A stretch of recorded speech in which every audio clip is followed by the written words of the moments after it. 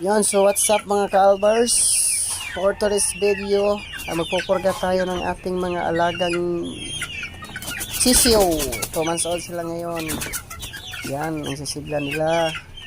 Hindi ko sila painom ng tubig kahapon. Tapos dito binigyan ng pagkain ngayon. Ito ay bastonero. Yan. Itong pamurga natin since 1 year ago. Yan, tignan natin ang ating mga sisiyo. Bigyan natin mga lodi papay. Yan, ang lalaki na. Bilis laki talaga ng mga sisiyo. Basta wheat feeding ito, nakawala pa. Ito yung mga anak ng ating mga white kelso. Ito, ganda nito. Sana lalaki to. Para pugi, kagaya ko. Wow! Yan. Tanamin natin. Ang ating mga sisiyo. Mamaya na tayo magbigay ng